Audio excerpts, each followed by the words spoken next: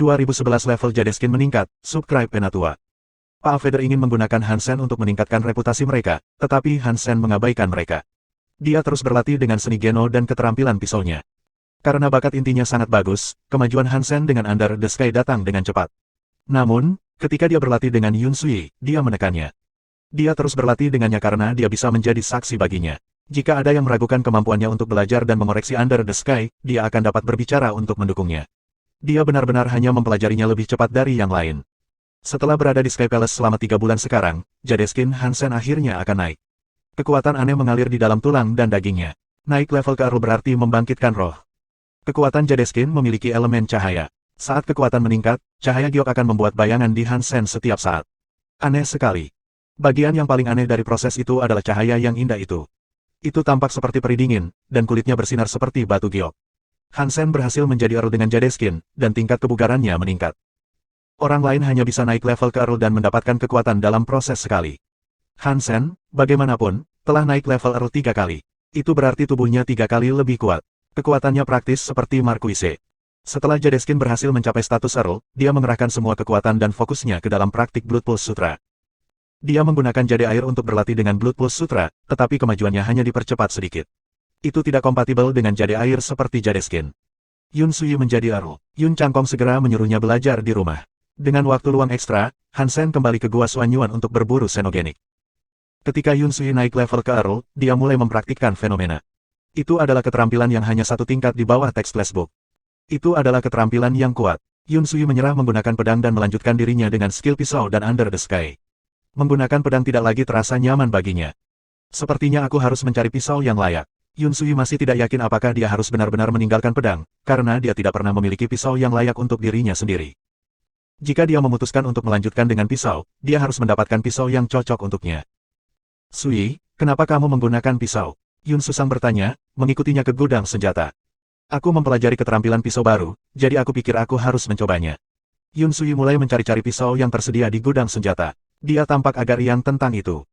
Kamu bisa mencoba keterampilan pisau, tentu. Tetapi ada satu hal yang tidak dapat kamu coba. Yun Susang terlihat sangat serius. Apa yang kamu bicarakan, Kak? Hati Yun Sui sedikit panik. Yun Susang menghela nafas dan berkata, kamu tahu apa yang aku bicarakan. Kamu tahu Hansen bukanlah pilihan, jadi mengapa kamu tetap begitu dekat dengannya? Petik 2. Apa yang kamu pikirkan? Dia punya istri dan anak. Apa yang dapat aku? Aku hanya berlatih dengan pisau dengannya dan tidak lebih, jelas Yun Sui. Baik, Yun Susang membiarkan percakapan itu berakhir di situ. Dia tidak ingin membicarakan topik ini lebih jauh dengan Yun Sui dan berisiko membuatnya marah. Yun Susang tersenyum dan berkata, jika kamu berlatih keterampilan pisau, kamu pasti ingin menghadiri acara pisau di Pulau Cloud. Acara pisau apa? Apakah kita memiliki acara seperti itu? Yun Sui bertanya dengan heran.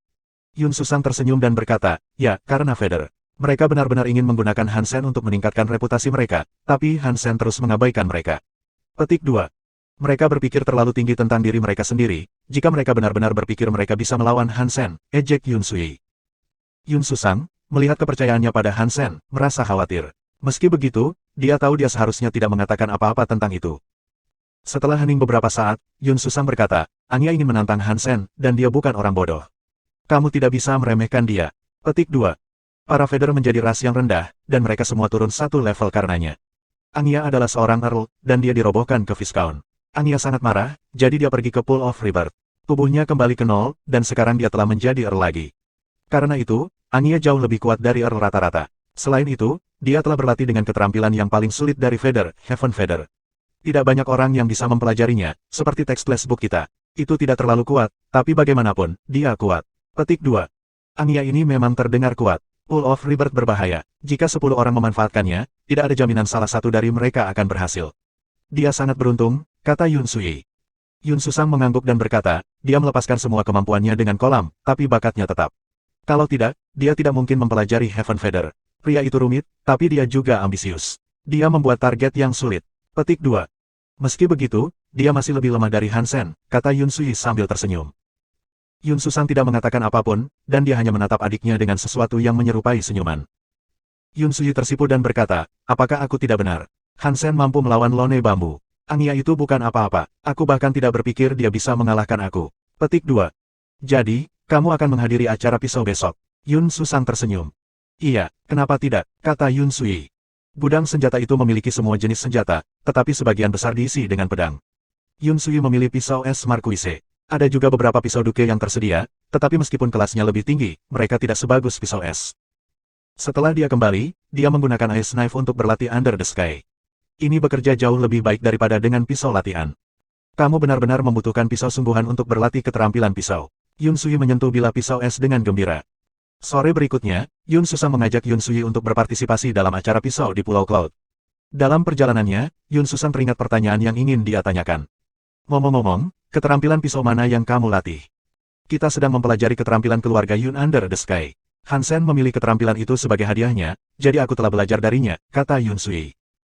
Yun Susang tidak mengatakan apapun, tapi dia berpikir, apa yang bisa dia lakukan dengan Under the Sky. Keterampilan itu tidak berguna, ini memiliki cacat. Petik 2. 2012 Pisau Darah Feather. Para siswa Feather yang tinggal di Pulau Cloud sibuk mempersiapkan acara pisau. Angya, menurutmu apakah Hansen akan datang? Tanya seorang wanita Feather bernama An Lingxin. Sebelum Angya menjawab, Feather yang kuat bernama Andrew berkata, menurutku dia takut pada Angya. Itulah mengapa dia belum muncul. Aku yakin dia tidak akan datang. Mendengar apa yang dia lakukan di Sky Palace, aku pikir dia kuat. Aku tidak menyangka dia akan menjadi begitu nakal sehingga dia bahkan tidak akan muncul. Dan orang-orang memanggilnya Knife and Sword Master. Petik 2. Angya menatap Andrew dan berkata, diam. Kapan kamu akan berhenti menjadi idiot dan memperhatikan kata-kata kamu? Knife and Sword Master termasuk lone bambu. Bagaimana jika Sky mendengar apa yang baru saja kamu katakan? Petik 2. Maaf, Andrew meminta maaf. Angya menggeleng. Andrew selalu seperti itu, jadi sulit untuk mengubahnya. Setelah hening sejenak, Angya berkata, tidak apa-apa jika Hansen tidak datang. Orang-orang hanya akan mengira dia takut pada kita, dan itu masih berkontribusi pada tujuan kita. Petik 2. Namun, An Lingxin khawatir. Kita telah lama berada di sini, dan kita telah mendengar banyak cerita tentang Hansen. Orang-orang di sini menghormatinya, dan mereka mengatakan dia sangat kuat. Terus, Angya akan menang. Andrew sangat yakin dengan kemampuan Angya. Angya menyentuh kepala An Lingxin. Jangan khawatir, aku telah mengalami kelahiran kembali, dan aku telah berlatih Heaven Feather dan pisau penghakiman. Dengan semua ini, aku tidak akan lemah. Dan bahkan jika aku kalah, dengan reputasi Hansen, itu masih dihitung sebagai kemenangan hanya untuk bertarung dengannya. Sama seperti dia melawan Lone Bambu. Jika dia tidak melawan Lone Bambu, dia tidak akan mendapatkan reputasi yang dia miliki saat ini. Kita membutuhkan kesempatan seperti ini. Jika dia datang dan melawan aku, itu akan dihitung sebagai kemenangan apapun yang terjadi. Petik 2. Setelah itu, Angya tersenyum. Pergi dan persiapkan, para tamu akan segera tiba. Apakah Hansen datang atau tidak, kita membutuhkan ini agar terlihat bagus. Petik 2. Yun Susang dan Yun Sui segera tiba di Pulau Cloud. Ada sejumlah wajah yang familiar di sana, seperti Tousan Feather Crane. Kakak Crane, Yun Susang menarik Yun Sui untuk duduk di sebelahnya. Apa kalian tahu di mana Hansen berada? Apakah dia akan datang ke acara pisau ini? Tousan Feather Crane bertanya pada keduanya, tetapi dia menatap Yun Sui. Yun Sui menjawab, Hansen pergi ke Gua Suanyuan. Dia belum kembali. Dia tidak dapat berpartisipasi dalam acara pisau. Petik 2.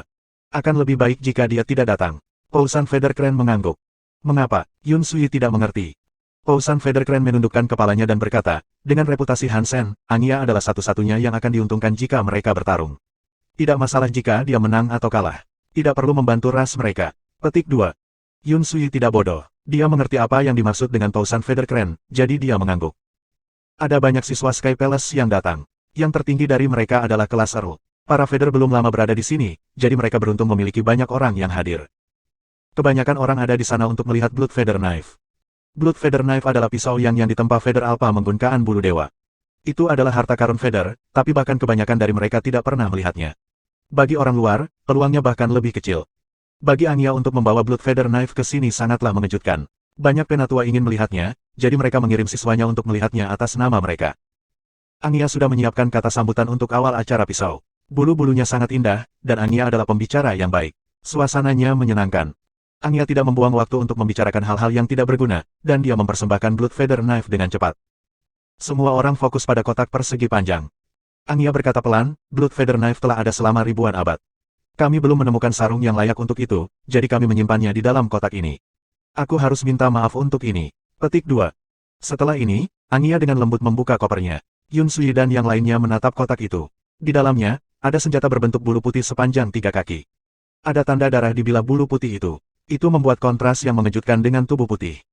Angya menjelaskan, pedang ini diciptakan oleh Alpha kita menggunakan bulu dewa. Ketika itu dibuat, seorang xenogenik yang didewakan menginginkannya. Alpha kami menggunakan pisau, yang belum selesai, untuk merusak Xenogenik. Tapi Xenogenik itu lolos, tapi pisau bulu menyerap darah Xenogenik itu. Itulah kenapa ada tanda, itu membuat Alpha menamakannya Blood Feather Knife. Petik 2. Kegembiraan bergerak melalui penonton. Mereka ingin memegang Blood Feather Knife untuk menentukan sendiri apakah pisau itu asli atau palsu. Anya tahu orang-orang ingin melihatnya juga. Jadi, dia mengeluarkannya dari kotak dan menyerahkannya kepada siswa terdekat, sehingga mereka bisa menyebarkannya. Pousan Feather Clan, Yun Susang, dan Yun Suyi melihat-lihat Blood Feather Knife dan sampai pada kesimpulan bahwa itu adalah pisau yang bagus. Tapi ada desas-desus yang mengatakan pisau itu adalah senjata dewa, meski tidak terlihat seperti itu. Orang-orang melewati Blood Feather Knife, semuanya memujinya.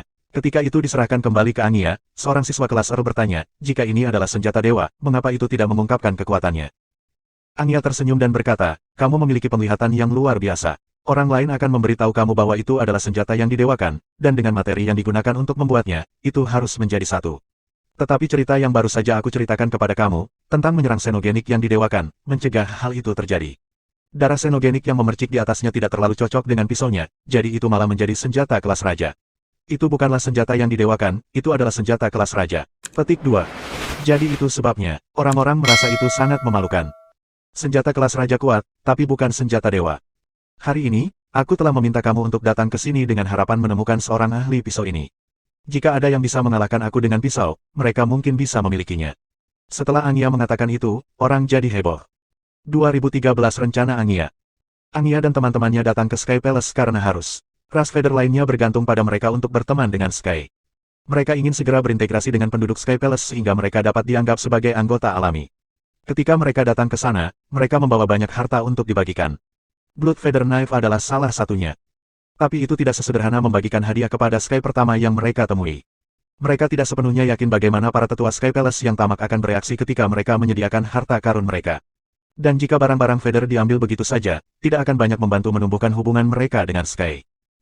Anya hanya memberikan tawaran kepada penonton karena Hansen belum datang ke acara pisau. Ketika dia memamerkan Blood Feather Knife, dia tidak punya rencana untuk menerimanya kembali. Dari siswa langit yang menghadiri acara pisau, salah satunya adalah putra sulung ketiga. Dia adalah seorang ero bernama Win Ninetin. Tetua ketiga menggunakan pisau, dan putranya juga menggunakan pisau. Tetua ketiga bertanggung jawab untuk berinteraksi dengan Feather, jadi Feather berencana untuk memberikan Blood Feather Knife kepadanya. Jika mereka hanya menyerahkannya kepada tetua ketiga, itu mungkin tidak akan membuat banyak kesan. Dia adalah seorang tetua, dan adil untuk mengatakan dia sudah tidak kekurangan senjata kelas raja. Tetapi jika Win Ninetin bisa memenangkan pisaunya di ajang pisau ini, itu akan membuat semua orang terlihat baik.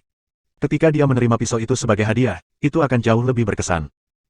Anya tidak bisa begitu saja memberikan pisaunya kepada Win Ninetin, tetapi jika Win Ninetin percaya bahwa dia menggunakan kekuatannya sendiri untuk memenangkan pisaunya, maka Feather tidak akan meminta bantuan apapun. Butuh sedikit waktu bagi Feather untuk menyusun rencana. Anya harus memenangkan beberapa ronde sebelum kalah darinya. Dengan begitu, Win Ninetin akan tahu bahwa dia menerima hadiah yang ditujukan untuknya. Anya, apa kamu serius? Tanya seorang pria kuat berkepala sapi, matanya lebar. Anya tersenyum dan berkata, tentu saja. Jika ada di antara kalian yang bisa mengalahkanku, maka kalian bisa mengklaim Blood Feather Knife untuk dirimu sendiri. Itu termasuk kamu, saudara sapi. Petik 2. Baik, lalu tunggu apa lagi? Aku yang terbaik dalam hal pisau. Bagaimana kalau kita membandingkan keterampilan pisau kita? Kata pria berkepala sapi itu sambil berdiri. Ya silahkan. Anya tersenyum dan menunjuk ke arah arena. Pria berkepala sapi itu kuat, dan dia adalah salah satu siswa luar. Dia pandai menggunakan pisau dan cukup terkenal di antara siswa lainnya. Dia juga dikenal sangat pemarah. Namanya adalah Srongkau. Dia adalah salah satu siswa yang dipekerjakan Anya untuk menggunakan pisau terhadapnya. Dengan begitu, sebelum Anya melawan Win Ninetin, dia bisa memamerkan kekuatannya sendiri. Anya tidak keberatan kalah dan memberikan hadiah, tetapi dia ingin menjadi sangat terkenal dalam prosesnya. Semua orang menyaksikan Anya dan Srongkau bergerak ke arena, dan mereka mengamati pertandingan. Srongkau tingginya lebih dari 3 meter, dan dia memegang pisau kuda raksasa. Itu bahkan lebih tinggi darinya. Itu terlihat sangat menakutkan. Aku akan mulai, kata Srongkau sederhana, lalu menebas ke arah Anya. Pisau kuda raksasa dikaitkan dengan elemen petir. Cahaya pisau itu seperti penerangan. Itu menjadi petir berbentuk sapi ketika datang untuk Anya. Sapi petir meraung saat mendekat, dan ini adalah tampilan bagus dari keahlian Srongkau. Itu sangat kuat, dan elit dengan level yang sama tidak akan berani mencoba memblokir serangan seperti itu. Semua orang sekarang memandang Anya, penasaran untuk melihat bagaimana dia akan bereaksi. Sayap putih Anya masih terlipat di punggungnya. Dia jelas tidak berencana untuk menghindar. Dia memegang pisau giok kelas R yang umum. Itu terbuat dari Swan Jade Spirits, jadi tidak ada yang istimewa. Saat cahaya pisau sapi petir melintas ke arah Angya, kekuatan itu tampak seolah-olah bisa menghancurkan gunung. Angya tersenyum. Dia memindahkan pisau gioknya dan menebas ke arah pisau sapi petir Srongkau. Pisau giok itu bersinar emas. Itu seperti cahaya dari surga. Kaca. Pisau sapi petir dipotong menjadi dua oleh cahaya kemasan Angya. Cahaya emas tidak berhenti, dan itu mengenai pisau kuda dan mematahkannya menjadi dua. Srongkau mundur. Cahaya emas hanya 3 inci di depannya ketika menghilang. Semua orang terkejut dengan tampilan itu. Mereka dapat segera mengetahui bahwa Angya telah menahan sebagian dari kekuatannya juga. Jika dia mau, cahaya emas akan memotong menembus wajah sapi. Srongkau bukanlah elit yang sangat berbakat, tetapi dia masih dianggap sebagai salah satu earl terkuat. Thunder Roar sangat kuat, tetapi Angya baru saja mengalahkannya tanpa masalah. Jelas, Angya adalah earl peringkat atas. Pisau penghakiman Feather itu istimewa. Ini adalah seni Geno yang sangat kuat, dan dikatakan dapat menembus apapun. Tapi aku belum pernah melihatnya sebelum hari ini. Pausan Feather Clan menjelaskan apa yang baru saja mereka lihat kepada Yun Susang. Brother Clan, apakah kamu pikir kamu bisa menang? Yun Susang mengerutkan kening. Aku tidak tahu, tapi aku tidak pandai menggunakan pisau, dan itulah yang mereka bandingkan. Jadi, tidak ada gunanya bagi aku untuk berpartisipasi. Pausan Feather Clan menggelengkan kepalanya. Srongkau kalah. Siswa lain ragu-ragu untuk mencoba. Angya telah bertarung beberapa kali sebelum hari ini, tetapi dia belum pernah membuktikan dirinya sekuat itu sebelumnya. Seorang siswa yang ahli dalam keterampilan pisau Yin ingin mencoba. Dia tidak kalah dramatis seperti Srongkau, tapi semua orang tahu dia telah ditekan oleh Angya. Tidak ada yang bisa mengalahkannya selama beberapa ronde pertempuran berikutnya. Orang-orang mulai memandang Angya secara berbeda. Tidak banyak orang di Sky Palace yang menggunakan pisau atau berlatih keterampilan pisau. Beberapa petarung yang baru saja dikalahkan Angya bukanlah earl terbaik. Namun meski begitu, fakta bahwa Angya terus menang sudah lebih dari cukup untuk membuktikan kekuatannya. Tidak ada yang berani menantangnya, dan itu termasuk Win Nineteen. Angya tahu bahwa Win Nineteen tidak berpikir dia bisa menang, jadi dia tidak berbuat apa-apa. Dia hanya kembali ke panggung dan berkata, Sky Palace telah menjadi rumah bagi ras tinggi sejak zaman kuno. Gen dan seni Geno di sini sangat mengungguli para Feather. Aku datang ke sini dengan harapan untuk belajar, dan sekarang aku punya. Aku sangat bahagia. Petik 2. Aku telah mendengar Hansen dan Win Nineteen adalah earl terbaik dalam hal skill pisau. Karena itu, tampaknya saudara Han sedang sibuk atau memilih untuk menghindariku. Itu sangat mengecewakan. Untungnya, saudara Win ada di sini. Apakah kamu pikir kamu bisa mengajari aku? Angya berbicara dengan cukup sopan, tetapi semua orang tahu dia hanya menerima penggalian di Hansen. Dia menyarankan Hansen terlalu takut untuk melawannya. Angya tidak mengatakannya secara langsung, tetapi Yun Sui berpikir bahwa hal ini berdampak buruk pada Hansen. Dia merasa marah, mendengarnya berbicara seperti itu. Hansen tidak datang, tapi aku telah belajar ilmu pisau darinya. Aku akan berjuang atas namanya, dan aku akan memuaskan keinginan kamu sebagai wakil.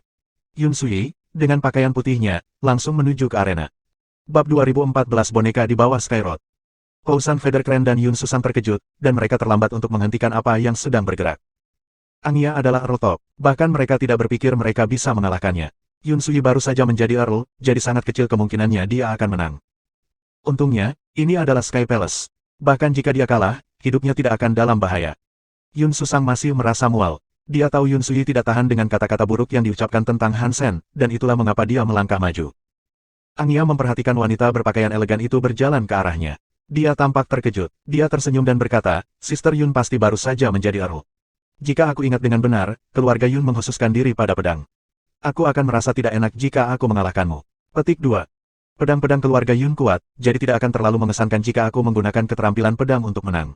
Aku, bagaimanapun, telah belajar beberapa keterampilan pisau dari Hansen. Aku yakin itu sudah cukup, kata Yun Sui dingin. Lalu dia menghunus Ice Knife. Angya mengerutkan kening. Dia tahu Yun Sui adalah putri Yun Changkong, dan akan buruk baginya untuk menyinggung perasaannya. Tetapi para Feather telah menyiapkan Blood Feather Knife untuk tetua ketiga, jadi dia tidak bisa menyerahkannya kepada Yun Sui sebagai gantinya. Yun Sui baru saja menjadi Earl juga. Jika dia kalah darinya, itu sebenarnya akan merusak reputasinya sendiri. Orang akan mengira dia sengaja melempar korek api hanya untuk menyenangkan seorang wanita. Ini akan terlihat buruk.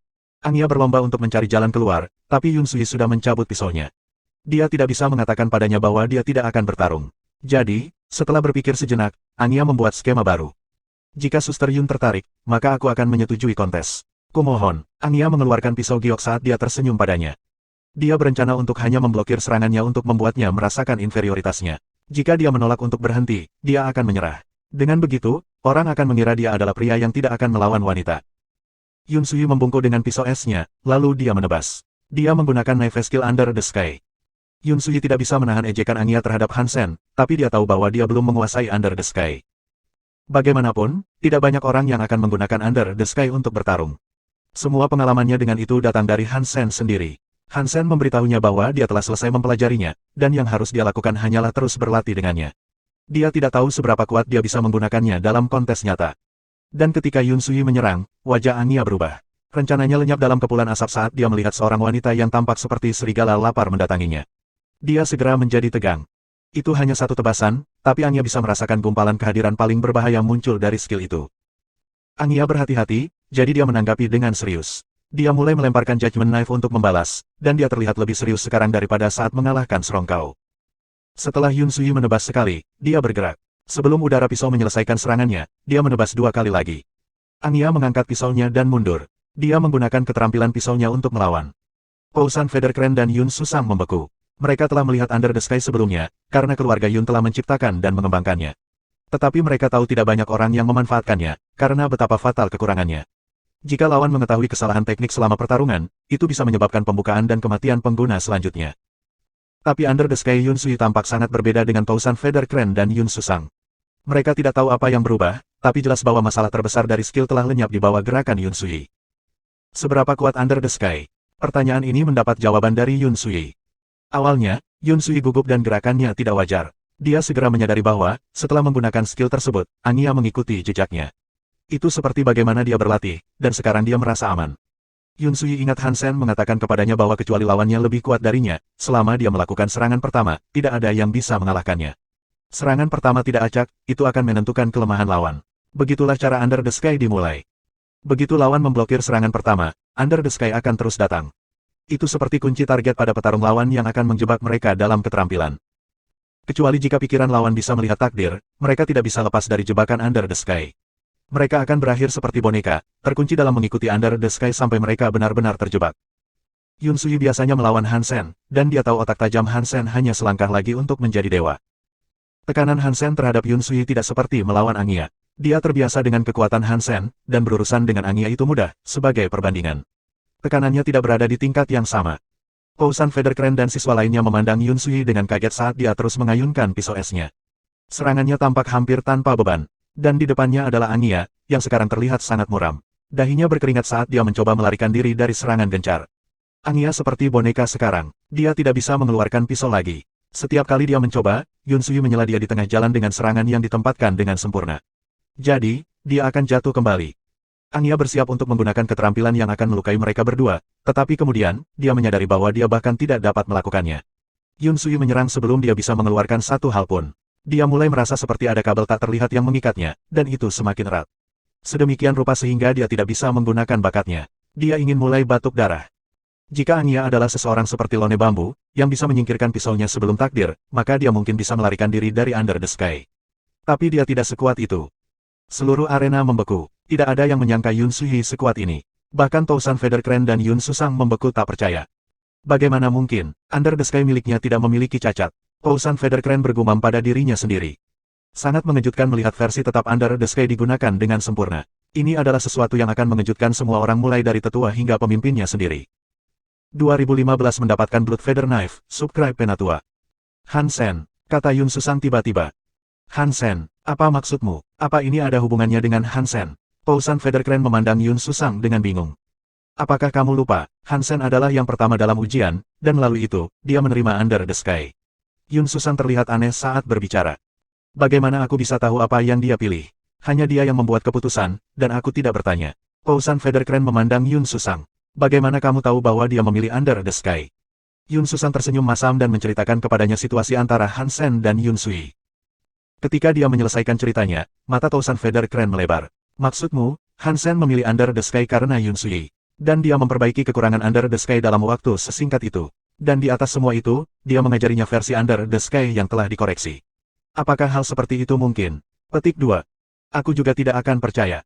Tapi kamu bisa melihat apa yang dia lakukan, sejelas hari. Tidak ada kekurangan dalam eksekusinya. Aku tidak bisa memikirkan kemungkinan lain. Ekspresi Yun Susang tampak terganggu. Jika ini benar, maka itu berarti Hansen telah melakukan pengabdian yang hebat untuk Sky Palace. Dia telah memperbaiki masalah kuno. Orang ini jenius, tidak diragukan lagi. Dia akan menjadi orang yang sangat penting di masa depan. Pousan Feathercrane memujinya. Sulit untuk mengatakannya sekarang. Lawan Yun Sui hanyalah Anya, ingat. Saat dia menghadapi lawan yang lebih kuat, kita harus melihat apakah masih ada kekurangan dalam modifikasi Hansen. Yun Susang berpikir sejenak, sebelum melanjutkan dengan berkata, jika ini berakhir, kita akan membawa Yun Sui bersama kita untuk melapor kepada ayah. Dia seharusnya bisa menemukan kebenaran ini. Petik 2. Saat mereka berdiskusi, Anya berada di tengah situasi yang sulit. Anya jauh lebih kuat dari Yun Sui. Jika kekuatan Yun Sui setara dengan manusia biasa, maka Anya adalah hiu yang besar dan menakutkan. Kekuatannya bisa membunuh Yun Sui dengan mudah. Namun saat ini, Anya adalah seekor hiu yang telah tertangkap di kail. Yun Sui akan menambahkan beberapa kelonggaran pada kabelnya setiap kali dia berjuang, jadi dia tidak bisa menggunakan kekuatan untuk melarikan diri. Namun, setiap kali dia sedikit rileks, kabelnya menjadi kencang. Anya tidak bisa menggunakan kekuatannya. Kail itu terus menenggelamkan dirinya lebih dalam, dan dia semakin terjerat lebih jauh oleh Under the Sky. Aku kalah. Saudari Yun sangat kuat. Ini pasti teknik keluarga Yun yang disebut Under the Sky. Sungguh menakjubkan. Itu adalah salah satu pisau terbaik di dunia, pastinya. Anya pintar. Dia tahu dia akan kalah, jadi jika dia terus berjuang demi itu, hanya masalah waktu sebelum segalanya berubah menjadi buruk baginya. Alhasil, dia memilih kekalahan dan menyelamatkan muka. Tapi dia dengan hati-hati menunjukkan dari mana Under the Sky berasal, dan dia hanya mengakui bahwa dia kalah dari Under the Sky. Dia tidak menyebutkan fakta bahwa itu adalah keterampilan yang dia pelajari dari Hansen. Banyak siswa yang belum pernah melihat Under the Sky beraksi. Mereka baru menyadari bahwa itulah yang terjadi sekarang, setelah Anya berbicara. Yun Sui mengembalikan pisau esnya ke sarungnya dan berkata dengan muram, Under the Sky selalu memiliki cacat besar yang membuatnya tidak bisa digunakan dalam pertempuran. Under the Sky yang aku gunakan adalah varian yang dimodifikasi oleh Hansen. Ini mengoreksi masalah aslinya. Aku belum mempelajarinya dengan baik, dan jika aku harus memperkirakan, aku memiliki sekitar 10% dari kemampuan Hansen dalam hal itu. Petik 2. Setelah mendengar itu, semua siswa Sky Palace terkejut. Begitu banyak orang yang ingin memodifikasi Under the Sky, tetapi tidak ada yang bisa menyelesaikan masalah yang mengganggu itu. Sulit dipercaya Hansen telah menyelesaikannya. Wajah Anya, sementara itu, berubah menjadi hijau dan putih. Bahkan orang pintar seperti dia tidak bisa memikirkan hal lain. Bisakah aku mengambil Blood Feather Knife sekarang? Kata Yun Sui, menatap langsung ke Anya. Dia marah karena Anya mengejek Hansen, jadi dia tidak akan bersikap sopan. Tentu saja, pisau membunuh Suster Yun kuat, jadi pisaunya jadi milikmu. Anya memaksakan senyum dan menyerahkan kotak itu kepada Yun Sui. Terima kasih. Yun Sui menyingkirkan Blood Feather Knife dan meninggalkan arena. Yun Susang dan Tousan Feather Crane bangkit untuk menemuinya, dan Yun Susang bertanya, Sui, apa yang kamu katakan benar? Cacat Under the Sky telah diperbaiki. Petik 2. Tentu saja itu benar. Yun Sui mengangguk. Ayo pergi. Kita harus menemui ayah kita. Yun Susang menarik Yun Sui pergi, dan mereka meninggalkan Pulau Cloud. Berita bahwa Under the Sky telah diperbaiki terlalu penting. Dia tidak bisa menunggu sampai acara selesai sebelum kembali. Dan selanjutnya, Yun Sui telah menerima Blood Feather Knife, jadi acaranya akan segera berakhir. Siswa lain juga mulai pergi. Mereka juga ingin tahu apakah Under the Sky benar-benar telah diperbaiki. Jika itu benar, maka Sky Palace memiliki knife skill eksklusif lainnya. Anya dan Feathers lainnya semuanya tampak tertekan. Tidak ada yang ingin mengucapkan sepatah kata pun. Mereka ingin menggunakan Hansen untuk menjadi terkenal, tetapi sebaliknya, Anya telah dipukuli oleh murid Hansen.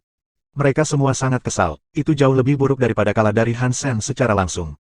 Mereka tidak akan mendapatkan ketenaran dari ini, dan mereka tidak bisa memberikan pisau kepada sesepuh ketiga seperti yang direncanakan. Dan masalah terbesar adalah Yun Sui telah mengambil pisaunya tanpa sedikit pun terkesan. Kegagalan ini tentu saja menyebabkan hilangnya reputasi. Meski tak mampu mengalahkan Yun Sui yang telah belajar langsung dari Hansen, Anya telah memprovokasi Hansen berkali-kali. Kedengarannya konyol.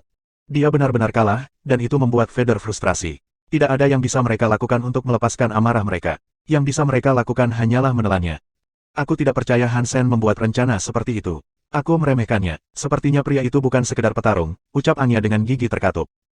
Dia pikir Hansen telah berencana untuk menggunakan Yun Sui untuk melawannya selama ini, tetapi dia berpikir terlalu banyak, tentu saja. Hansen tidak pernah berpikir tentang bagaimana dia akan menangani Anya. Tapi itu masih belum berakhir. Yun Susang mengajak Yun Sui untuk bertemu dengan Yun Changkong. Mereka memberitahunya tentang Hansen dan Under the Sky. Betulkah, Sui, tunjukkan versi modifikasi Hansen. Yun Changkong tidak percaya Hansen memiliki apa yang diperlukan untuk memperbaiki keterampilan itu. Dia yakin pasti masih ada masalah yang tersisa. Lagi pula, begitu banyak elit yang mencoba dan gagal memperbaikinya. Hansen tidak bisa memperbaikinya dalam waktu 1 bulan, meskipun dia seorang jenius. Tetapi ketika Yun Changkong menyaksikan pertunjukan Yun Sui, mulutnya terbuka lebar. 2016 hadiah dari pemimpin istana, subscribe Penatua. Yun Changkong adalah pemimpin keluarga Yun dan sesepuh ke-10 dari Sky Palace. Dia tidak asing dengan Under the Sky. Yun Sui menunjukkan padanya Under the Sky, dan dia segera menyadari bahwa itu berbeda dari versi aslinya. Tetapi perbedaan itu memperbaiki masalah inheren yang pernah dimilikinya. Tidak ada lagi kekurangan, itu telah menjadi keterampilan yang sangat berguna dalam pertempuran. Sui, apakah kamu benar-benar mempelajari ini dari Hansen? Yun Changkong buru-buru bertanya pada Yun Sui setelah dia menyelesaikan penampilannya. Iya, dia telah mengajariku sejak aku naik level untuk menjadi Earl. Yun Sui mengangguk. Ayah, apakah Under the Sky yang dimodifikasi benar-benar berfungsi? Yun Susang bertanya. Ya, sepertinya itu benar-benar bisa. Namun, ada satu hal yang tidak aku mengerti, bagaimana pisau kamu bisa mengungkapkan perasaan teks flashbook? Yun Changkong bertanya. Yun Sui dengan cepat menjelaskan bagaimana Hansen menggunakan otak pisaunya sedemikian rupa sehingga dia bisa merasakannya. Yun Changkong mendengar ini dan tersenyum masam. Hansen ini jenius. Dia telah memodifikasi knife skill itu sendiri dan menggunakan perasaan sebagai panduannya. Dia memperbaiki masalah Under the Sky, dan dia telah membuatnya dapat digunakan dalam pertempuran yang tepat. Dia belajar Under the Sky sebagai pemula, kemudian dia memperluas pemahamannya untuk meninggalkan aturan teks yang ketat dan mulai memasukkannya dengan emosinya sendiri. Dia membuat sesuatu yang rumit menjadi jauh lebih sederhana. Petik 2. Yun Changkong berpikir sejenak, lalu melanjutkan. Seorang penatua pernah berpikir untuk melakukan ini, tetapi ada terlalu banyak masalah untuk membuatnya efektif. Tapi sepertinya itulah yang telah dilakukan Hansen, dan entah bagaimana, dia telah menyelesaikannya. Ini membutuhkan pengamatan yang tajam dan pemahaman yang mendalam tentang inti keterampilan.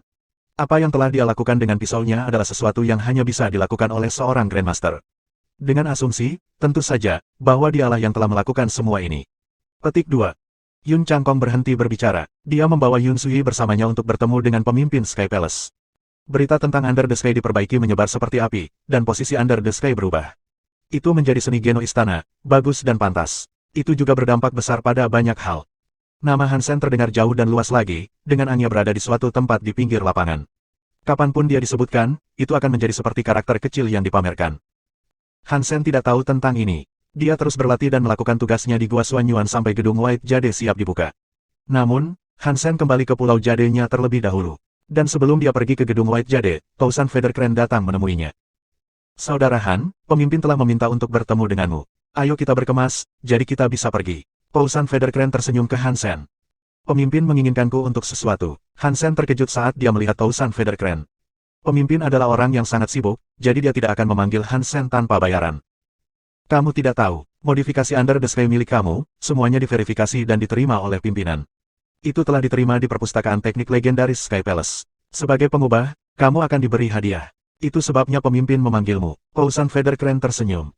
Hansen, mendengar ini, terkejut. Dia tidak menyadari banyak hal akan terjadi saat dia pergi. Dia mengikuti Tousan Feathercrane ke Sky Palace. Saat dia berjalan di Road to the Sky, dia tidak merasakan sesuatu yang aneh. Hanya pertama kali kamu mendaki yang akan memberi kamu perasaan tertekan. Di dalam Sky Palace, banyak siswa memandang Hansen dengan aneh. Mata mereka dipenuhi kekaguman. Ini adalah pertama kalinya Hansen melihat pemimpin Sky Palace. Hansen pernah bertemu dengannya sekali, tetapi dia belum sepenuhnya sadar pada saat itu. Dia tidak yakin seperti apa sebenarnya pemimpin itu. Ternyata pemimpin Sky Palace tampak cukup biasa. Dia tampak seperti pria parubaya biasa. Dia tidak terlihat mengintimidasi, dan dia tidak terlihat suci. Dia hanya terlihat seperti pria normal. Hansen menghampirinya dan membungkuk. Pemimpin Sky Palace menatapnya dengan penuh minat dan tersenyum. Berdiri, kamu terlihat lebih baik daripada terakhir kali aku melihatmu. Petik 2. Ya, itu buruk sekali. Maaf karena tidak berguna. Hansen merasa malu. Mengerikan sekali bahwa Tousan Feathercrane harus membawanya masuk. Pemimpin Sky Palace menyipitkan matanya pada Hansen. Kamu bukannya tidak berguna. Kamu selesai memodifikasi Under the Sky dengan sukses. Itu adalah sesuatu yang banyak orang ingin memperbaikinya. Jika kamu tidak berguna, lalu apa sebutan yang lebih tua seperti aku? Petik 2. Aku tidak bermaksud seperti itu. Hansen menunduk. Pemimpin Sky Palace tertawa dan berkata, jangan terlalu sopan. Puanmu, Yixia, tidak sepertimu. Dia tidak pernah benar-benar sopan, tapi aku menyukainya karena dia. Petik 2. Hansen tidak tahu Yixia dijunjung tinggi di Sky Palace. Sepertinya pemimpin Sky Palace masih agak merindukannya. Apakah lelaki tua ini jatuh cinta pada muridnya?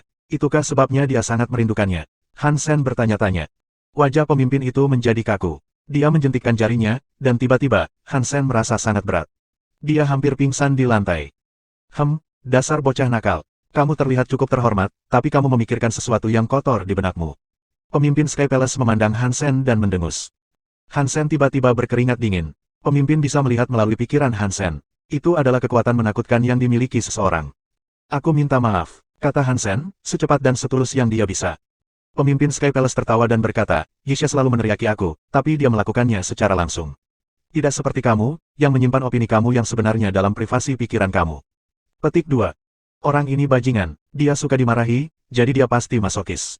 Hansen tidak bisa menahan diri untuk tidak berpikir. Begitu pikiran itu terlintas di benaknya, dia tahu dia telah melakukan sesuatu yang buruk.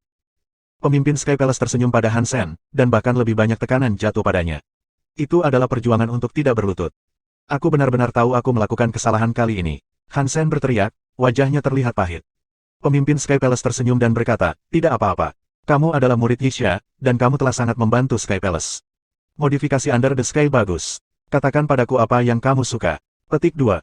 Senang sekali bisa membantu kamu. Aku tidak akan cukup berani untuk meminta hadiah, kata Hansen cepat. Itu baik-baik saja, kamu tidak perlu begitu rendah hati, jadi tidak ada gunanya berpura-pura menjadi kamu.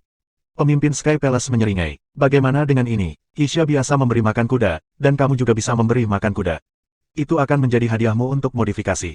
Petik 2. Terima kasih. Hansen memaksa pikirannya untuk tidak memikirkan hal lain.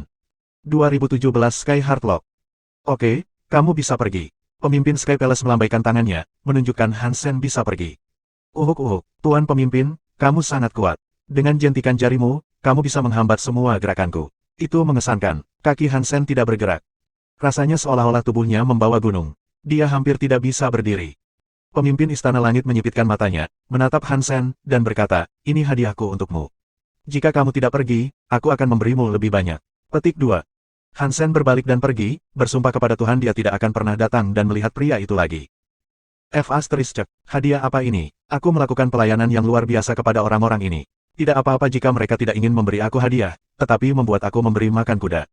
Aku tidak ingin memberi makan kudamu. Setelah Hansen meninggalkan Sky Palace, dia berulang kali mengumpat di dalam hatinya. Berjalan keluar dari Sky Palace membuat Hansen berkeringat. Dia tidak tahu seni Geno apa yang digunakan padanya, tapi sepertinya dia menanggung beban berat di punggungnya. Dia bisa menahannya, tapi dia tidak bisa lari. Yang bisa dia lakukan hanyalah berjalan. Apa itu? Apa yang pemimpin berikan padamu? Pousan Federkren bertanya, maju dengan penuh semangat.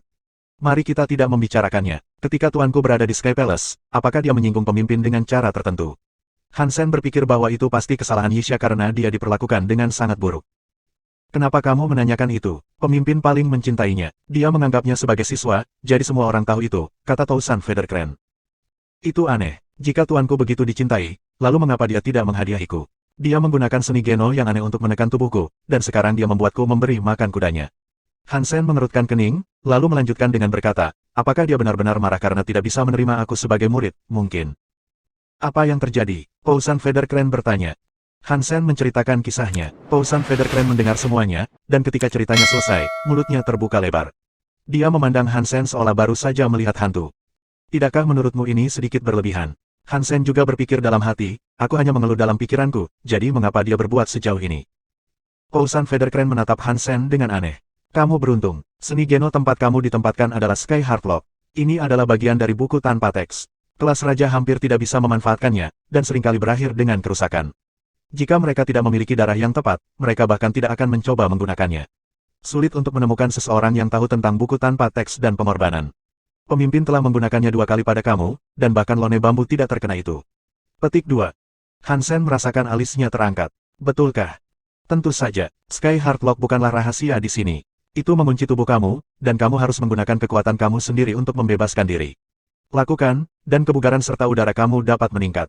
Kamu tahu betapa pentingnya dasar-dasarnya. Kamu dapat melakukan ini untuk menjadi lebih kuat, dan itu tidak akan memengaruhi kemajuan kamu dalam menaikkan level. Banyak orang akan benar-benar menikmatinya. Kamu telah menerimanya 2 kali, dan di sini kamu mengeluh. Itu membuatku ingin memukulmu. Pousan Federkren tampak cemburu. Hansen menatapnya dengan aneh dan berkata, bagaimana dengan memberi makan kuda? Itu tidak bagus. Petik 2. Jika aku benar, kuda yang akan kamu beri makan adalah Dreambeast. Aku tidak bisa memberitahu kamu apakah itu baik atau buruk, kata Pousan Federkren, setelah berpikir sejenak. Saat mereka berbicara, seorang pria mirip kepala pelayan mendekat. Dia membungkuk kepada Hansen dan berkata, Saudara Han, pemimpin telah meminta agar aku membawa kamu ke Pulau Impian. Kamu harus bekerja untuk Dreambeast selama 3 bulan. Bisakah kamu pergi sekarang atau harus berkemas? Petik 2. Saudaraku, bisakah aku pergi besok? Hansen bertanya. Tentu, aku akan menjemputmu besok. Pria itu tersenyum. Terima kasih banyak. Hansen kembali ke Pousan Federkren dan berkata, Old Friend, carikan aku cara untuk kembali ke Jade Island. Dengan berat badan aku, bangau tanpa kaki tidak dapat membawa aku. Petik 2. Pousan Federkren tertawa dan berkata, jangan khawatir, kuncinya hanya menjepit tubuhmu. Itu tidak menambah berat badan kamu. Gunung kamu tidak akan menderita karenanya. Garis bawah. Hansen tidak punya pilihan selain mempercayainya. Dia naik ke atas bangau dengan tubuhnya yang berat. Derek itu tidak merasakan apa-apa, dan ia terbang seperti biasanya. Teburung itu telah memakan banyak potongan daging xenogenik kelas tinggi. Itu benar-benar kuat, dan dia terbang sedikit lebih cepat daripada awalnya. Kecepatannya hanya meningkat sedikit, sayapnya masih terluka, sehingga tidak bisa terbang sepenuhnya. Itu tidak bisa berjalan terlalu cepat. Ketika Hansen kembali ke Pulau Jade kecil, dia menggunakan semua jenis kekuatan untuk mencoba melepaskan kunci yang telah ditempatkan padanya. Selain menggunakan mode roh Dewa Super, dia mencoba semua yang dia miliki dan gagal membukanya. Hansen tidak punya pilihan sekarang selain berkemas. Keesokan harinya, kepala pelayan membawanya ke Dream Island. Hansen tidak tahu banyak tentang Dream Beast. Dia tahu itu adalah xenogenik yang didewakan, dan Lone Bambu telah menanggung mimpi buruk yang diberikan kepadanya oleh makhluk ini. Apakah lelaki tua itu akan membuat binatang impian memberi aku 10.000 mimpi buruk? Aku tidak ingin mengalami hal-hal itu. Hidup aku adalah kisah bahagia. Tidak perlu ada tragedi, pikir Hansen ketakutan. Lone Bambu butuh 10 tahun untuk bangun. Bahkan jika Hansen lebih kuat, itu masih butuh waktu beberapa tahun. Dan saat itu, Lingard bahkan belum tahu siapa ayahnya. Itu akan menyedihkan. Tidak, aku tidak bisa mengalami mimpi buruk. Aku perlu berbicara dengan orang tua itu lagi. Hansen berbalik, ingin pergi. Tapi kemudian, tiba-tiba, suara serak dan mengerikan berkata dari belakangnya, siapa bilang kau bisa pergi? Tubuh Hansen membeku kaku. Dia perlahan berbalik, dan di tengah danau mirip cermin, makhluk putih seperti unicorn muncul. Itu mungkin xenogenik terbesar yang pernah dilihat Hansen, tetapi ketika dia melihat matanya, Hansen merasa kedinginan menggulung dirinya. Melihat makhluk itu tidak membuatnya merasa nyaman. Namun, mata biru yang melamun itu tersenyum. Meski begitu, mereka membuatnya merinding. Ahaha, Mr. Dream, pemimpin mengirim aku ke sini untuk memeriksa apakah kamu membutuhkan sesuatu atau tidak. Jika ada sesuatu yang kamu butuhkan, aku akan melaporkannya kepada pemimpin dan membawanya ke sini, kata Hansen cepat. Dia pikir dia harus keluar sekarang. Aku melihat, ada yang kubutuhkan. Kemari, The Dream Beast melangkah ke rumput, tersenyum pada Hansen. 2018 menyentuh batu permata. Mr. Dream, apa yang kamu butuhkan? Hansen tidak berpikir bahwa senyum makhluk itu sangat bagus. Dream Beast tidak mengatakan apa-apa, tapi matanya berkedip. Hansen merasakan kekuatan datang padanya, dan tubuhnya yang berat mulai terbang. Guyuran. Hansen terbang di atas danau dan jatuh ke dalamnya. Biasanya, jatuh ke danau bukanlah masalah besar. Tetapi sekarang, tubuhnya sangat berat sehingga dia tidak bisa lepas dari air. Dia bahkan tidak bisa mengapung. Dream Beast mendekati bentuk kesulitan Hansen dan tertawa. Berhenti berpura-pura, aku tahu kamu bisa bertahan hidup di air. Ada sejenis batu permata di bawah pasir. Itu makanan aku. Kamu bisa pergi ke sana dan mengambilkan aku beberapa. Aku membutuhkan 10 dari mereka sehari. Jika kamu tidak memenuhi kuota, aku akan membuat kamu bermimpi buruk. Petik 2. Dan omong-omong, aku menyukai kebersihan. Beberapa orang akan berbicara terlalu banyak. Jadi, jangan sampai airnya kotor. Jika kamu melakukan itu, aku akan memberi kamu 100 mimpi buruk, kata Dream Beast. Hansen, setelah mendengar semua itu, berhenti berpura-pura berjuang. Dia segera terjun ke air. Dia bisa bernapas di bawah air, tetapi dia hanya ingin mendapatkan beberapa poin simpati terlebih dahulu. Sayangnya, tindakan tersebut tidak berhasil pada Dream Beast. Danau impian itu bersih, dan kamu bisa melihat ke bawah. Hansen menduga itu pasti sedalam 10 meter. Anehnya, Hansen tidak melihat makhluk lain di dalam air. Bahkan tidak ada tanaman seperti rumput laut. Seluruh danau itu bersih seperti batu permata yang dipoles dengan baik. Tidak ada setitik pun debu, yang cukup menakutkan. Tubuh Hansen mencapai dasar, dan kakinya menyentuh pasir. Pasir mengikuti ombak, naik seperti kabut. Ini hari pertamamu, jadi aku hanya memberimu peringatan. Jika kamu menendang pasir lagi, kamu akan pergi langsung ke alam mimpi. Suara Dream Beast menggelegar di telinga Hansen. Jika kamu tidak membiarkan aku berdiri di atas pasir, bagaimana aku bisa menemukan batu permata kamu? Hansen bertanya dengan cepat. Itu masalahmu, bukan masalahku. Aku hanya mengikuti aturan, kata Dream Beast seolah itu biasa. Hansen tahu tidak ada gunanya melawan, jadi dia menarik kakinya dari dasar danau. Dia tetap mengapung, takut pasir bergerak dengan tubuhnya. Tapi pasirnya sangat ringan. Gelombang sekecil apapun akan membuat pasir mengembang seperti kabut, dan air akan terlihat kotor. Hansen mencoba yang terbaik untuk menjaga agar tidak ada lagi bagian tubuh yang menyentuh pasir, dan itulah cara dia menghindari membuat pasir naik lagi. Biasanya, tidak akan sulit untuk mempertahankan posisi ini, tetapi Hansen masih memiliki Sky Heart Lock yang menekannya. Di bawah tekanan itu, sulit untuk menahan posisinya. Itu membuat tubuhnya sakit. Hansen menggunakan semua jenis kekuatan untuk menopang tubuhnya, kalau tidak, dia pasti sudah jatuh ke dasar danau. Namun mempertahankan posisi itu merupakan tantangan. Hansen melihat sekeliling danau, dan pasirnya sangat datar. Tidak ada tanda atau gangguan, dan juga tidak ada batu yang cocok. Hansen melihat sekeliling sebentar, tapi sepertinya tidak ada batu permata. Menurut apa yang dikatakan Dream Beast, batu permata itu seharusnya berada di bawah pasir. Jadi, dia harus mengumpulkan batu permata dari pasir. Tapi Hansen tidak tahu di mana tepatnya di bawah pasir itu ada batu permata. Dia menggunakan dongsuan aura untuk memindai dasar danau, tapi tidak ada yang terlihat. Setidaknya hari ini aku bisa melanggar aturan. Hansen menggunakan kekuatannya untuk menggali pasir, dan setelah menggali beberapa saat, dia menemukan batu permata bersih berukuran bola yang tampak seperti berlian. Mr. Dream, apakah ini yang kamu cari? Hansen bertanya, mengangkat batu permata itu. Iya, aku makan 10 kali sehari. Jika kamu melewatkannya, kamu akan mengalami mimpi buruk selamanya. Plus, kamu dengan sengaja menghancurkan hamparan pasir. Aku akan menghukummu sekarang dengan membuatmu bekerja untukku selama 1 bulan lagi. Suara Dream Beast datang entah dari mana. Hansen merasa tertekan, tapi itu adalah kesalahannya sendiri karena tidak mematuhi aturan di kediaman orang lain. Pasir memang menyimpan batu permata, tapi itu jarang ditemukan. Mendeteksi batu permata tanpa menyentuh pasir sangatlah sulit. Tapi itu tidak bisa menghentikan Hansen. Hansen telah mempelajari skill lembut dari Moon Wheel King dan Narrow Moon Knife. Dia bisa mengeluarkan tenaga ke dalam air tanpa menimbulkan riak. Maka, tidak akan terlalu sulit untuk menjaga pasir tetap tenang. Hansen menggunakan keterampilan bulannya yang lembut dan melihat melalui pasir dengan hati-hati, mencari batu permata. Tubuhnya ditekan oleh Sky Heartlock. Dia harus menundukkan kepalanya dan mengangkat kakinya, dan dia harus menggunakan kekuatan paling lembut yang dia bisa untuk mengambil batu permata itu. Dia berada di danau selama 10 jam penuh, mengambil batu permata. Ketika dia kembali dari danau, dia tidak mau bergerak. Kamu lebih baik dari yang aku kira. Sepertinya jika aku ingin makan lebih banyak, itu akan baik-baik saja. Dream Beast sedang beristirahat di bawah pohon. Dia tersenyum pada Hansen dengan santai. Hansen bahkan tidak memiliki kekuatan untuk mengeluh. Dia hanya berbaring di rerumputan dekat danau, tubuhnya terlalu perih untuk digerakkan. Dia merasa sangat lembut, seolah-olah tubuhnya tanpa tulang. Kehidupan sedih Hansen dimulai pada hari itu. Setiap hari, dia menghabiskan sebagian besar waktunya di bawah permukaan danau untuk mencari batu permata. Kapanpun dia punya waktu untuk dirinya sendiri, dia beristirahat. Dia tidak punya waktu untuk berlatih. Hansen tidak tahu mengapa pemimpin menginginkan dia ada di sini, tapi itu terkait dengan Yisha. Oleh karena itu, seharusnya tidak terlalu berbahaya. Dan pemimpin itu telah menggunakan energinya sendiri untuk memberi Hansen 2 Sky Heartlock. Jika dia ingin menyakiti Hansen, dia tidak perlu melakukan upaya seperti itu.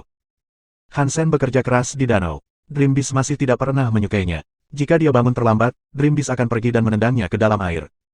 Dan Dream Beast yang sakit akan selalu mengatakan betapa hebatnya batu permata segar itu. Hansen tidak bisa mendapatkan lebih dari 10 untuk ditabung untuk hari berikutnya. Ketika aku menjadi dewa dan lebih kuat dari kamu, aku akan membuat kamu mencari batu permata. Aku akan mengikat kakimu dan membuatmu menjelajahi pasir dengan lidahmu sendiri, pikir Hansen marah pada dirinya sendiri. Pemikiran yang bagus. Mulai hari ini, kamu akan menggunakan lidah kamu sendiri untuk mencari batu permata. Tapi jika lidahmu menyentuh batu permata, aku akan memotongnya, kata suara tanpa nada Dream Beast tepat di samping Hansen. Hansen terpukul dengan rasa dingin lainnya. Dia merasa putus asa, dan dia berpikir, sial. Dia bisa membaca pikiran. Petik 2. 2019 menyempurnakan darah mutan. Hansen menjadi gila, harus menggali pasir dengan lidahnya untuk pekerjaan itu. Hansen bisa menahan banyak hal, tetapi kemampuan Dream Beast untuk membaca pikirannya sangat mengganggu. Hansen memikirkan banyak cara berbeda di mana dia mungkin bisa melindungi pikirannya dari kemampuan membaca pikiran, tapi sepertinya tidak ada yang berhasil. Hansen memberi metode itu beberapa percobaan, mempertaruhkan hukuman. Namun, tak lama kemudian, dia menyadari bahwa seluruh hal membaca pikiran tidak didasarkan pada mendengarkan pikirannya secara tepat. Makhluk itu akan mendapatkan gambaran tentang apa yang dipikirkan Hansen, lalu menebak sisanya. Itu membuat Hansen merasa sedikit lebih baik. Jika Dream Beast bisa membaca detail dari segala sesuatu di otak Hansen, banyak rahasia akan terungkap. Karena semua pengujian ini, bagaimanapun, Hansen dihukum berkali-kali. Lamanya waktu dia seharusnya bekerja dengan Dream Beast diperpanjang dari 3 bulan menjadi 13 bulan. Setelah setengah bulan bekerja keras, Hansen diberi kesempatan untuk bertemu seseorang. Ketika dia melihat Yun Sui, Hansen merasa seolah-olah telah dipenjara selama beberapa dekade. Dengan seseorang datang mengunjunginya, dia hampir menangis. Hansen, apa yang terjadi denganmu? Yun Sui memandang Hansen dengan bingung. Aku baik-baik saja, pasir masuk ke mataku, itu saja. Hansen bertingkah seperti pria, mencoba bersikap tenang. Kadang-kadang, Hansen akan melakukan upaya konyol untuk menyelamatkan muka. Benar? Nah, kenapa kamu datang menemuiku? Hansen bertanya pada Yun Sui setelah dia menguasai dirinya sendiri. Yun Sui membuka ikatan kotak yang dia tempelkan di pinggangnya. Dia membukanya dan memberikannya kepada Hansen. Aku menggunakan knife skill yang kamu ajarkan untuk memenangkan senjata kelas raja yang disebut Blood Feather Knife. Aku mendapatkannya karena mengalahkan Anya. Separuh dari itu milikmu, jadi aku telah membawanya ke sini untuk kamu lihat. Petik 2. Kamu memenangkan pisaunya, itu milikmu. Selain itu, aku memiliki Ghost Tip Knife. Aku tidak membutuhkannya lagi, kata Hansen, tapi dia masih melihat pedangnya. Kamu benar, kamu memiliki setengah dari pisaunya, tapi aku menggunakannya, kata Yun Sui sambil terkekeh. Ini cukup bagus. Hansen mengelus tubuh Blood Feather Knife, dan kemudian berkata, itu pisau yang bagus. Sepertinya tidak sekuat Ghost Teeth Knife aku, tapi kemampuannya tidak kompatibel dengan peralatan Teeth Knife aku. Tampaknya sangat bagus untuk sesuatu seperti Under the Sky. Petik 2. Hansen mengelus pedangnya, dan kemudian sesuatu membakar ujung jarinya. Dia melompat, lalu melihat bilahnya lebih dekat. Jari-jarinya telah terbakar oleh noda darah di bilahnya. Noda merah darah cukup jelas terlihat pada bagian putih bilahnya. Yun Sui menjelaskan, Blood Feather Knife dibuat dari bulu dewa dari Feather Alpha. Namun, sebelum itu selesai, seorang Xenogenik yang didewakan datang untuk menyerangnya. Xenogenik terluka, dan Blood Feather Knife ternoda dengan darahnya. Darah tidak dapat dibilas dari bilahnya, dan karena itu, pisaunya tidak dapat didewakan. Itu harus puas menjadi kelas raja. Petik 2. Feather Alpha tidak bisa menghapus darahnya. Hansen mengulurkan jarinya dan menyentuh tanda darah. Jika bisa dihapus, itu tidak akan ada di sana. Dan aku ragu pisau itu akan pernah ditawarkan sebagai hadiah, kata Yun Sui.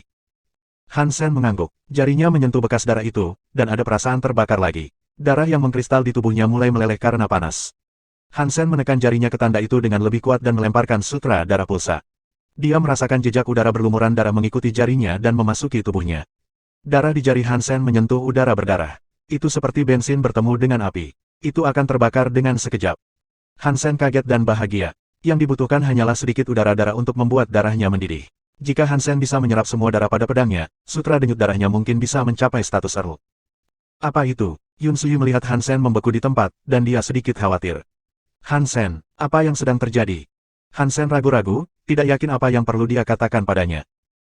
Wanita sangat peduli. Melihat wajah Hansen, Yun Sui dengan lembut berkata, jika kamu butuh sesuatu, kamu bisa memberitahuku. Aku akan membantu kamu, jika aku mampu. Petik 2. Hansen ragu-ragu, dan dia berkata, Sui, bisakah aku bermain-main dengan pisau ini sebentar? Petik 2. Aku pikir itu sesuatu yang besar. Kamu juga pemilik pisau ini, jadi ambil saja, kata Yun Sui dengan tegas. Hansen sangat senang. Dia mengeluarkan Ghost Teeth Knife dan memberikannya kepada Yun Sui. Aku mengambil Blood Feather Knife milikmu sebentar, jadi sementara itu, gunakan Ghost Teeth Knife ini. Yun Sui tersipu. Dia sepertinya sedang berpikir keras, tapi dia tetap menerima pisaunya. Dia memegangnya dengan tidak nyaman dan berkata, oke. Aku akan menggunakan ini untuk saat ini. Petik 2. Hansen tidak memiliki siapapun untuk diajak bicara di pulau itu, dan dia ingin terus berbicara dengan Yun Sui, tetapi Dream Beast mengingatkannya akan kebutuhannya untuk mengumpulkan 10 batu permata. Jika tidak, dia akan mengalami mimpi buruk selamanya. Hansen harus mengirim Yun Sui pergi sehingga dia bisa kembali ke air dan mengumpulkan batu permata dengan lidahnya. Hansen tidak belajar banyak, tapi dia membuat keterampilan yang disebut lidah pedang. Itu tidak kuat, dan sebenarnya sangat lembut. Jika tidak, dia tidak akan bisa menggunakan lidahnya untuk menggali pasir. Menemukan 10 batu permata sulit hari itu, dan setelah dia menyerahkannya, dia lelah. Tetap saja, dia tidak membiarkan dirinya beristirahat. Hansen mengeluarkan Blood Feather Knife dari kotak yang diberikan padanya. Kemudian, dia meletakkannya di atas lututnya. Dia menyentuh tanda itu dan melemparkan sutra darah pulsa. Dia merasakan udara darah naik dari bilahnya. Tapi itu sangat lambat. Hansen melemparkannya sebentar, dan dia hanya mengambil udara darah yang ada di permukaan. Hansen berpikir sebentar, lalu meneteskan setetes darah kristalnya ke tanda di bilahnya. Darah kristal meleleh menjadi tanda dan bergabung dengannya. Kamu tidak dapat melihat darahnya lagi. Hansen melemparkan sutra darah pulsa. Dia merasakan udara darah keluar dari tandanya. Itu masuk ke tubuhnya, dan ketika itu terjadi, darah kristalnya mendidih. Hansen merasa tubuhnya akan menguap seperti uap. Butuh 7 jam untuk menyaring sebagian dari udara darah. Ini menakutkan, karena hanya sedikit udara darah yang kuat. Mungkin beberapa dari ini akan membawa sutra darah pulsa aku ke status Earl. Hansen sangat senang. Setelah itu, sebelum Hansen kembali bekerja, dia menggunakan setetes darah kristal pada tanda darah itu lagi. Setelah dia bekerja, dia akan datang dan mengambil darah itu. Darah memiliki energi xenogenik, dan Hansen bisa memurnikannya selama berjam-jam. 2020 mimpi, subscribe Penatua. Kebiasaan bisa menjadi hal yang sangat menakutkan. Hansen telah berada di Dream Island selama 3 bulan sekarang, dan dia sudah terbiasa memiliki 2 Sky Heart Lock di tubuhnya. Selain bergerak lebih lambat, dia hidup seperti orang normal. Efisiensi dalam menggali batu permata juga lebih tinggi sekarang. Dia bisa menemukan 10 dari mereka dalam 2 atau 3 jam. Apa yang membuat Hansen paling bahagia, bagaimanapun, adalah darah pulse sutranya mencapai status Earl. Tanda Blood Feather Knife juga jauh lebih ringan. Hansen berencana untuk terus menyerap darah yang mengganggu itu. Darah itu merusak Blood Feather Knife, jadi jika Hansen bisa menyerap semuanya, mungkin ada kesempatan untuk membuat pedangnya menjadi dewa lagi. Dia yakin bahwa Yun Sui tidak akan mempermasalahkannya. Dream Beast tidak senang melihat Hansen bersantai, jadi dia mulai meminta lebih banyak batu permata. Dia memastikan bahwa Hansen bekerja 10 jam di bawah air setiap hari. Karena itu terlalu membosankan, Hansen melatih keterampilan lidahnya. Itu bukanlah kekuatan yang luar biasa, tapi lidahnya bisa menghasilkan udara pedang yang akan membunuh seseorang tanpa masalah. Tapi sampai sekarang, Hansen belum merusak satupun Sky Heartlock. Mungkin dia tidak melakukannya dengan benar atau ada masalah lain. Dia tidak yakin. Hansen bertanya kepada Tousan Feathercran setiap kali dia datang berkunjung, tetapi Sky Heartlock sangat langka. Tousan Feathercran belum pernah mengalaminya sendiri, jadi dia tidak tahu banyak tentang itu. Tousan Feathercran memang berjanji untuk mencari informasi tentang itu, jadi dia bisa membantu Hansen mencari tahu apa yang harus dilakukan.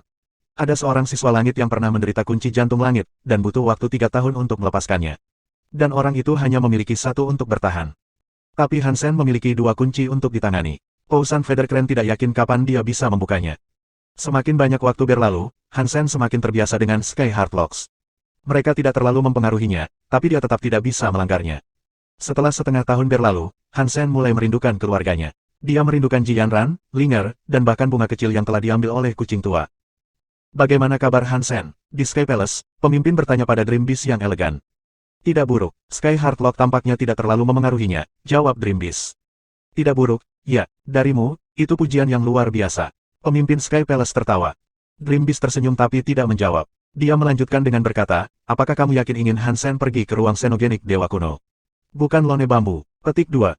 Pemimpin Sky Palace berkata dengan tenang, kamu tahu tentang situasi Lone Bambu. Dia sudah menjadi Marquise, tidak ada artinya baginya untuk pergi, dan itu akan terlalu berbahaya bagi siswa pada umumnya. Semua yang dikirim tidak akan kembali. Petik 2. Setelah beberapa saat, pemimpin tersebut melanjutkan dengan berkata, aku berjanji pada Yisha bahwa aku akan menjadikan Hansen seorang Marquise. Jika Lone Bambu tidak perlu pergi ke sana, maka dia adalah kandidat terbaik berikutnya. Petik 2. Dream Beast mengangguk dan berkata, dia hampir selesai. Dia tidak bisa menjadi lebih baik di Dream Island, jadi kurasa aku bisa membiarkannya pergi. Itu seharusnya menjadi masa jabatan 1 tahun, dan hanya setengahnya yang telah berlalu. Kamu tidak bisa menyia-nyiakan sisa tahun ini, bukan? Pemimpin Sky Palace tersenyum. Kamu tahu dia menerima Blood Feather Knife, iya? Dream Beast bertanya. Pemimpin Sky Palace mengangguk. Dia memandang Dream Beast, bertanya-tanya mengapa dia menyebutkannya. Dia menyerap darah xenogenik pada pisaunya. Ini bekerja. Mungkin dalam beberapa bulan, darah xenogenik akan terserap seluruhnya, kata Dream Beast. Betulkah? Pemimpin Sky Palace tampak sangat terkejut. Para Feather mencoba banyak metode untuk menghilangkan darah, tetapi tidak ada yang berhasil. Sekarang, Hansen menyerapnya. Jika mereka mengetahui bahwa ini sebenarnya mungkin, mereka akan sangat marah. Dream Beast tertawa saat dia berbicara. Jika dia benar-benar bisa menyerap darah xenogenik, Blood Feather Knife mungkin bisa menjadi senjata dewa lagi. Tapi itu juga perlu disempurnakan sekali lagi. Kita harus mengatur ini, jadi kita bisa mendapatkan senjata lain untuk Sky Palace. Hanya itu yang bisa aku lakukan. Pemimpin Sky Palace tertawa. Kapan orang itu datang kembali? Dream Beast bertanya tiba-tiba. Dia belum kembali dari tandus. Pemimpin Sky Palace tampak bermasalah. Dengan suara yang keras, Dream Beast berkata, tidak mungkin ada tahta tua yang kosong terlalu lama. Jika dia benar-benar tidak kembali, kita perlu membuat rencana. Akan buruk jika para tetua terus berjuang. Petik 2. Pemimpin Sky Palace berpikir sejenak. Tidak perlu terburu-buru, orang itu tidak akan dibunuh dengan mudah. Mungkin ada semacam insiden, tapi dia akan kembali. Petik 2.